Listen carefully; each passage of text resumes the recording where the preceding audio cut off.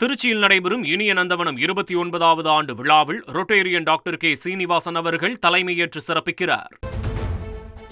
தொடர் போராட்டத்தை முன்னெடுத்து வந்த அரசு ஊழியர்கள் டாப்ஸ் எனும் தமிழ்நாடு உறுதியளிக்கப்பட்ட ஓய்வூதிய திட்டத்தை அறிவித்தார் முதலமைச்சர் மு.க.ஸ்டாலின். 10% பங்களிப்போடு ஓய்வூதிய நிதியத்திற்கு தேவைப்படும் கூடுதல் நிதி முழுவதையும் தமிழ்நாடு அரசே ஏற்கும் என தெரிவித்துள்ளார். மாநில அரசு அலுவலர்கள் பெற்ற கடைசி மாத ஊதியத்தில் 50% உறுதியளிக்கப்பட்ட ஓய்வூதியமாக வழங்கப்படும் என புதிய ஓய்வூதிய திட்டத்தில் தெரிவிக்கப்பட்டுள்ளது. பணிக்காலத்தில் இறக்க நேரிடும் போது 25 லட்சம் ரூபாய்க்கு மிகாமல் பணிக்கொடை வழங்கப்படும் என்றும் தெரிவிக்கப்பட்டுள்ளது. பணிக்காலத்தை நிறைவு செய்யாமல் பணி ஓய்வு பெறும் அனைத்து அலுவலர்களுக்கும் குறைந்தபட்ச ஓய்வூதியம் வழங்கப்படும் என புதிய ஓய்வூதிய திட்டத்தில் அறிவிக்கப்பட்டுள்ளது.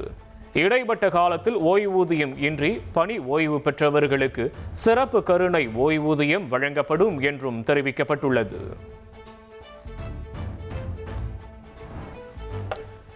டாப்ஸ் ஓய்வூதிய திட்டத்திற்கு ஜாக்டோ ஜியோ கூட்டமைப்பு வரவேற்பு தெரிவித்துள்ளது.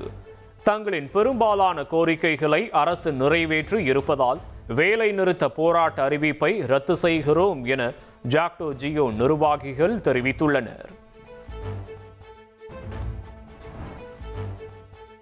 டாப்ஸ் புதிய ஓய்வூதிய திட்டம் அரசு ஊழியர்களுக்கு புத்தாண்டு மற்றும் பொங்கல் பரிசாக வெளியிடப்பட்டுள்ளதாக முதல்வர் ஸ்டாலின் பெருமிதம் தெரிவித்துள்ளார்.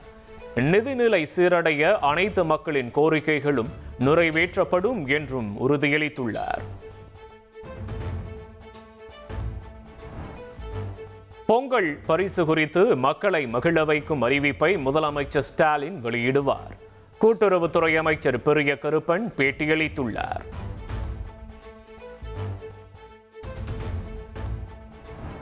பொங்கல் பண்டிகை சிறப்பு ரயில்களுக்கு நாளை காலை 8 மணி முதல் முன்பதிவு தொடங்குகிறது. ஜனவரி 8ஆம் தேதி முதல் பொங்கல் சிறப்பு ரயில்கள் இயக்கப்பட உள்ளன. தங்கம் விலை காலையில் 480 ரூபாய் குறைந்த நிலையில் மாலையில் 640 ரூபாய் உயர்ந்துள்ளது. சென்னையில் 1 சவரன் தங்கம் 1,800,000 ரூபாய்க்கு விற்பனை செய்யப்படுகிறது.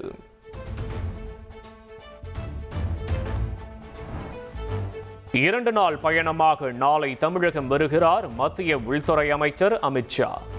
புதுக்கோட்டையில் பாஜக மாநில தலைவர் நயினார் நாகேந்திரனின் பிரச்சார நிறைவு நிகழ்ச்சியில் பங்கேற்கும் அவர் 5ஆம் தேதி திருச்சியில் நடைபெறும் பொங்கல் விழாவிலும் பங்கேற்க உள்ளார். தேர்தல் அறிக்கைக்கு செல்போன் செயலி மூலம் கருத்து கேட்கிறது திமுக.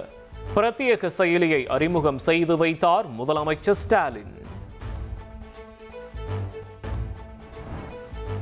அதிமுக சார்பில் சட்டமன்ற தேர்தலில் போட்டியிட விருப்ப மனு வழங்கியவர்களிடம் வரும் 9ஆம் தேதி முதல் 13ஆம் தேதி வரை நேர்காணல்.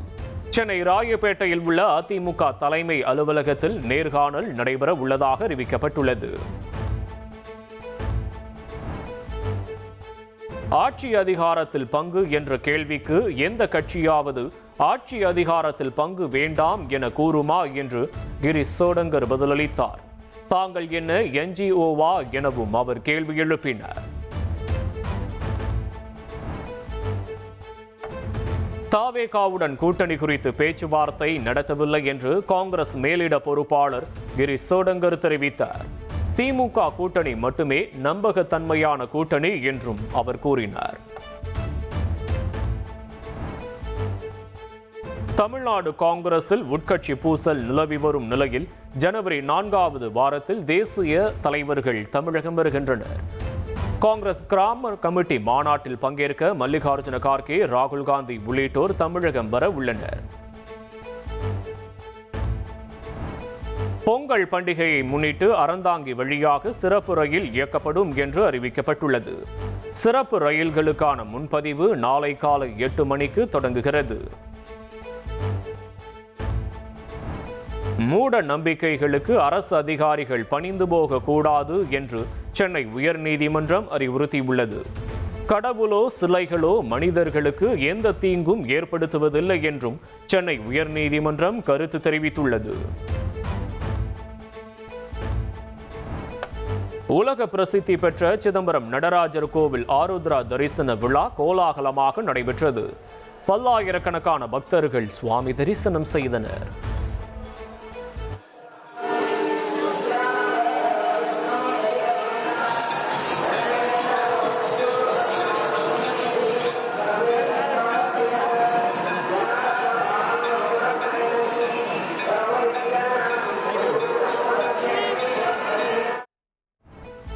ஊட்டி அருகே பலத்த காயங்களுடன் 5 மணி நேரத்திற்கும் மேலாக தேயிலை தோட்டத்தில் சுற்றி வரும் புலி.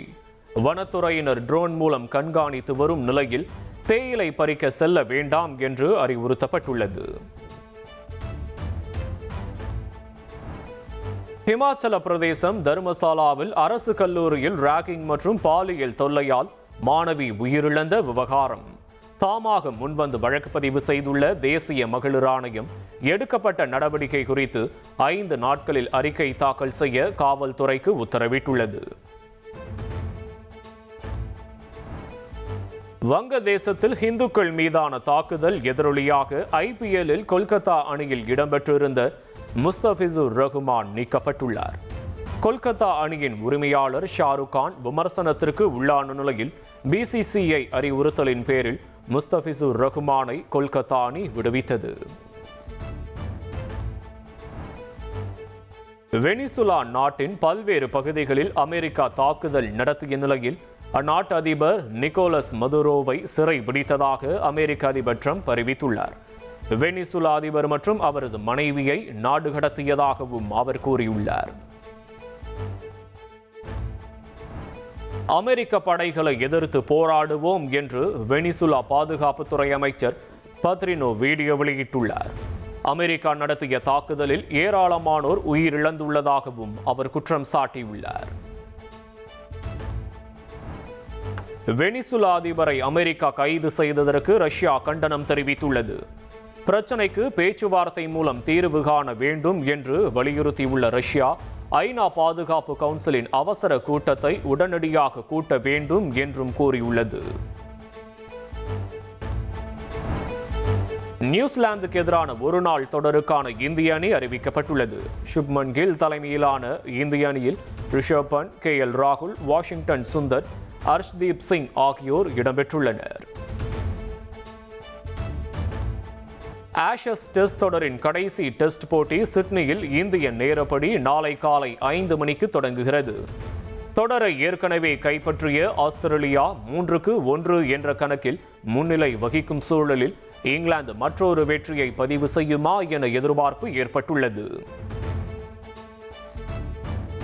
ஜனநாயகன் படத்தை சென்சார் உறுப்பினர்கள் பல வாரங்களுக்கு முன்பே பார்த்து UA சான்றிதழை பரிந்துரைத்தும் தற்போது வரை சென்சார் சான்றிதழ் தரப்படாதது ஏனோ என தாவேகா நிர்வாகி நிர்மல்குமார் சந்தேகம் எழுப்பியுள்ளார். தடைகள் பல வந்தாலும் அவற்றை தகர்த்து வெற்றி வாகை சூடுவோம் என பதிவிட்டுள்ளார்.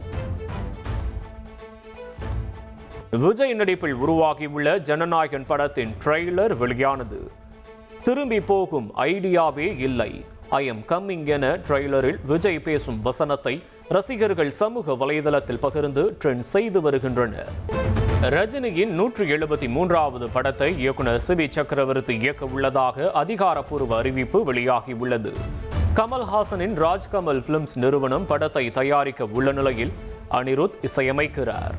திருச்சியில் நடைபெறும் இனிய நந்தவனம் 29வது ஆண்டு விழாவில் ரொட்டேரியன் டாக்டர் கே சீனிவாசன் அவர்கள் தலைமையேற்று சிறப்பிக்கிறார்.